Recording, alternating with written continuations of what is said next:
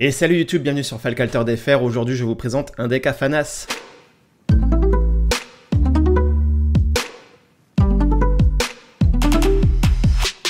Et on est parti du coup sur le deck Afanas et Senka.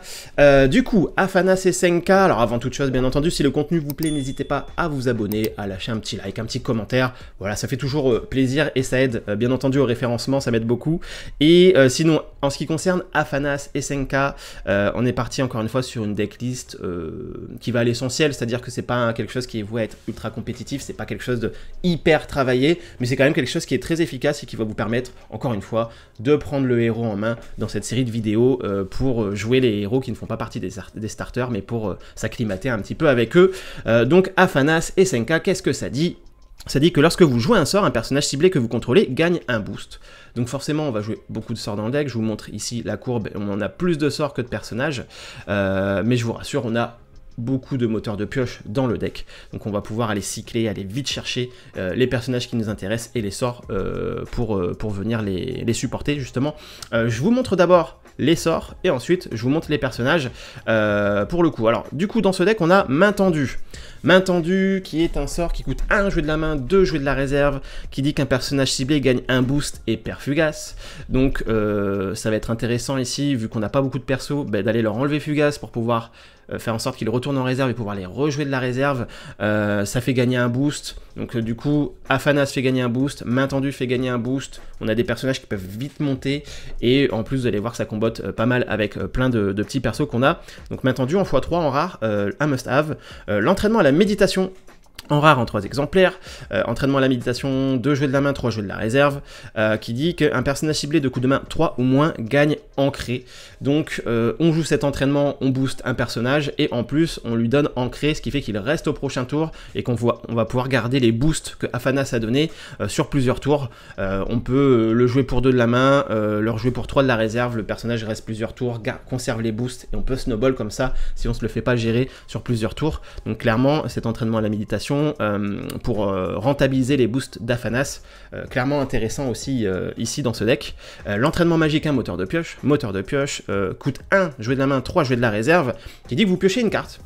Donc vraiment c'est un après vous ici qui va nous permettre d'aller piocher, d'aller creuser dans le deck, et puis on peut notamment le rejouer pour 3 de la réserve. C'est un peu cher pour aller piocher une carte, mais il y a des situations en fin de game où ça peut le faire, mais vous allez voir qu'on va aimer surtout se le retourner en main, bien entendu. 3 zoos, pardon, 3 zoos en commune, pour 2 jouets de la main, 4 jouets de la réserve, qui n'a pas Fugace, donc c'est pareil, hein, l'entraînement magique n'a pas Fugace, la Main Tendue non plus, et l'entraînement à la méditation non plus. C'est des sorts qui retournent en réserve, hein, forcément, donc on peut les rejouer de la réserve. Le zoo qui dit que vous pouvez envoyer à réserve un personnage ciblé de coup de main 3 ou moins, donc c'est le petit côté gestion. Non seulement vous gérez un perso de l'adversaire, mais en plus vous boostez une de vos créatures, donc voilà, c'est une carte assez efficace qui peut vous faire gagner des lanes, bien entendu. L'espionnage, 3 exemplaires en commune, donc là ce sort là a Fugace, mais on a un effet qui dit que vous pouvez saboter pour 2 et ravitailler. Donc il a Fugace, mais en même temps il nous ramène une carte en réserve qu'on va pouvoir rejouer directement ou se renvoyer en main.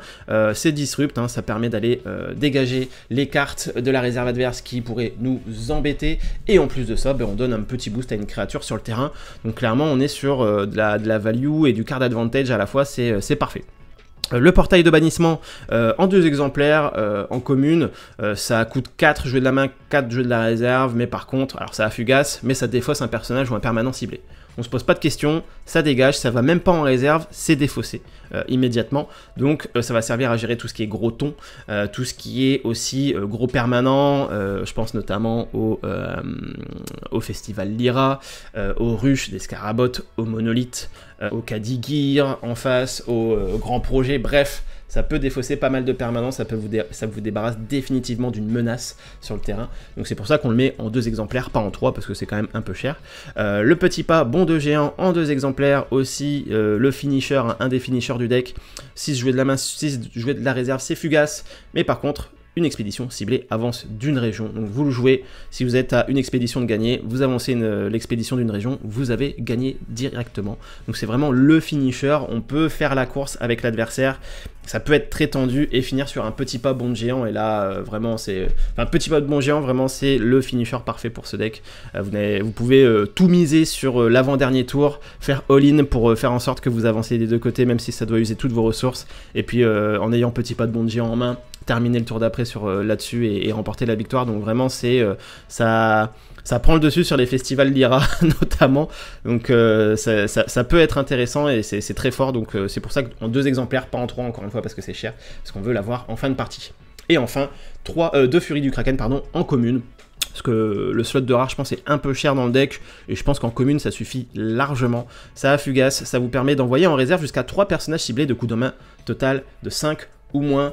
Ça coûte 5 de la main, 5 jouets de la réserve, c'est très fort contre les decks qui jouent des tokens, parce que les tokens ont une valeur de 0, donc vous pouvez gérer plusieurs tokens à la fois, notamment les tokens générés avec des ruches d'escarabots chez, chez Sierra ou chez Sebash. Et puis voilà, ça vous permet de faire le ménage, hein. Vous avez juste besoin de... Vous avez une carte qui est ancrée et qui reste sur le terrain, vous jouez des petits persos, vous allez voir par la suite, votre Furie du Kraken, elle fait le ménage, et ensuite c'est peinard, vous pouvez avancer sur vos expéditions, donc en 2 exemplaires aussi, ça suffit largement. Donc voilà pour les sorts qui vont un peu soutenir nos personnages. Bien sûr, à chaque fois qu'on joue un sort, on peut faire gagner un boost à un de nos persos, donc vraiment, on a pas mal de sorts intéressants. Et en plus, on a des personnages qui vont l'être tout autant. On a 3 danseuses de l'âme Bravos, donc je pense que vous comprenez l'intérêt de cette carte dans ce deck Afanas. Donc la danseuse de l'âme Bravos qui a aguerri, qui coûte 1 jouet de la main, 2 jouets de la réserve pour 0,0,0 de stats, mais elle a un effet flèche qui dit qu'elle gagne un boost. Donc déjà, si vous la jouez pour 1 de la main, c'est une 1-1-1. Si vous la jouez pour 2 de la réserve, c'est une 2-2-2, parce qu'à chaque fois, elle se donne un boost elle-même. Elle a aguerri, elle va conserver ses boosts en réserve. Du coup, on rentabilise les boosts qu'Afanas peut potentiellement mettre dessus. Si vous mettez un boost dessus, 3 boosts dessus, vraiment, elle va les conserver, elle va aller en réserve, elle va les conserver pour le tour d'après. Donc notamment, je sais pas moi, vous jouez votre danseuse de l'âme Bravos, vous jouez 1 ou 2 sorts qui font que c'est devenu une 3-3-3 qui retourne en réserve, et bien vous la sortez de la réserve pour 2, elle se redonne un boost, c'est une 4-4-4 pour 2 en sortie de réserve. Vous pouvez notamment redonner des boosts dessus, vous pouvez faire une main tendue pour lui faire perdre Fugace, lui faire regagner un boost avec Afanas, elle retourne en réserve avec tous ses boosts, vu qu'elle a perdu Fugace, vous pouvez la ressortir de la réserve, ça peut vite gonfler. Les joueurs de Basira connaissent très bien cette mécanique, donc vraiment voilà, cette danseuse de l'âme Bravos qui va apporter de la value dans ce deck. Le champignon éternueur, encore une fois en 3 exemplaires en rare. Pourquoi? On reste dans le côté, on optimise au mieux les boosts donnés par Afanas. Ce champignon éternueur, c'est une 1-1-1 pour 2 jouets de la main, 2 jouets de la réserve, qui a un effet flèche qui dit qu'il gagne ancré. Donc tous les boosts qu'on va mettre sur le champignon éternueur, il va les conserver pour le tour d'après. Et puis le petit effet bonus, c'est qu'à midi, il se booste tout seul. Donc en fait, le champignon, vous pouvez très bien le poser, jouer des sorts et le booster. Au tour d'après, il s'auto-boost et vous pouvez très bien refaire un entraînement à la méditation dessus.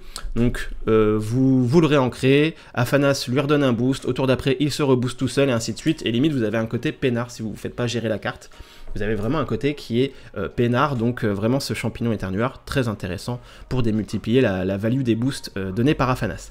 La fée des dents en 3 exemplaires en commun, c'est une 2 jeux de la main, 2 jeux de la réserve pour 1-1-1 de stats. Jouer de la main, ça sabote. Donc on a quand même 6 cartes qui permettent de saboter, 3 espionnage et 3 fée des dents. C'est la créa, le perso qui coûte le moins cher de la main pour saboter, qui coûte 2 en posant 1-1 de stats. Ce 1-1 peut largement suffire en plus d'un côté si vous jouez des zoos, si vous jouez des portails de bannissement ou des furies du Kraken. Juste 1-1 de stats, ça peut vite aller vous permettre d'avancer, et en plus de ça, ça peut se prendre des boosts si jamais il faut faire la différence sur le côté ou autre. Donc cette fée des dents qui est très embêtante pour les decks qui jouent beaucoup avec leurs réserves. Le mage danseur du Kadigir, forcément must have dans le deck, en rare en 3 exemplaires, 2 jouets de la main, 1 jouet de la réserve. 1 jouet de la réserve, c'est très fort. Et c'est une 1-1-1 qui dit que lorsque vous jouez un sort, je gagne un boost. Donc on a le Afanas qui fait gagner un boost. On a le mage danseur qui se booste lui-même quand vous jouez un sort. Donc vraiment là, c'est pareil, hein, on est dans l'optique où on peut très bien poser le mage danseur. Quand on joue du sort, il se booste lui-même, Afanas lui fait gagner un boost. Et dans ce cas-là, on a une créature qui grossit très rapidement. et qui peut permettre d'être peinard sur un côté, ou alors on peut se dire, imaginons qu'on a un champignon éternueur qui est là depuis le tour précédent, et bien quand on va jouer un sort, le mage danseur se booste lui-même et Aphanas va venir booster le champignon éternueur, comme ça vous boostez en même temps vos créatures gagnent en puissance en même temps sur les 2 expéditions, et donc dans ce cas là c'est pareil, hein, c'est des cartes qui peuvent amener à gonfler très rapidement. En plus en rare, j'allais oublier, il a un effet qui dit qu'au crépuscule, s'il a au moins 3 boosts, vous piochez une carte. Donc, avant-dernier moteur de pioche du deck. Donc c'est très fort. Pourquoi? Parce que vous avez un combo qui est très connu, qui est main tendue sur mage danseur du Khadgar. Main tendue, ça fait gagner un boost et perte fugace. Donc du coup, main tendue fait gagner un boost. Mage danseur du Khadgar se booste lui-même. Aphanas fait gagner un boost au mage danseur du Khadgar. Vous avez vos 3 boosts. Vous êtes sûr de piocher une carte à la fin du tour si la carte ne se fait pas gérer. On peut notamment l'ancrer. L'ancrer pour faire en sorte qu'il nous fasse piocher à la fin du tour, mais qu'il soit là pour le tour d'après avec ses boosts et du coup nous permettre de repiocher à la fin du prochain tour. C'est très fort aussi. Donc vraiment voilà, on a ces 2 cartes là, la main tendue et l'entraînement à la méditation, qui se mettent très bien sur ce mage danseur du Khadgar, qui peut vite grossir et qui peut être un moteur de pioche récurrent. Du coup, on a la Baba Yaga en 3 exemplaires, en commun le dernier moteur de pioche de ce deck. En commun ça suffit parce qu'on peut aller la booster si ça manque un peu de calcium avec Aphanas. 3 jouets de la main, 2 jouets de la réserve, c'est une 2-1-2 de stats avec un effet de la main qui permet d'aller piocher. Donc voilà, c'est remplaçable en vrai dans le deck. Si y a d'autres cartes que vous préférez mettre à la place de Baba Yaga, ça peut s'entendre.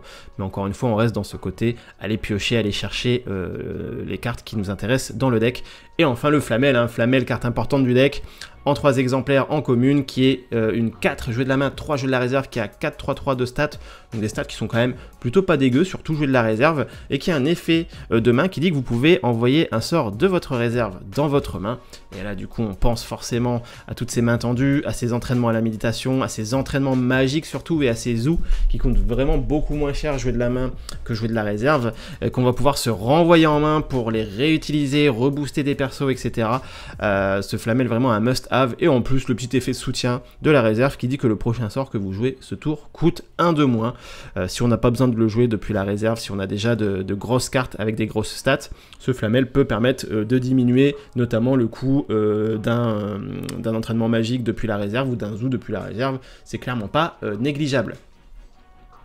Donc du coup voilà pour ce deck, voilà un petit deck plutôt sympa, bien entendu c'est largement améliorable, vous pouvez le faire à votre sauce, c'est une base que vous pouvez utiliser pour prendre le personnage en main, je pense que c'est bien pour l'apprendre, mais après vous pouvez bien entendu modifier des cartes comme bon vous semble, et on part tout de suite sur des parties sur Exalted pour aller tester ça tout simplement.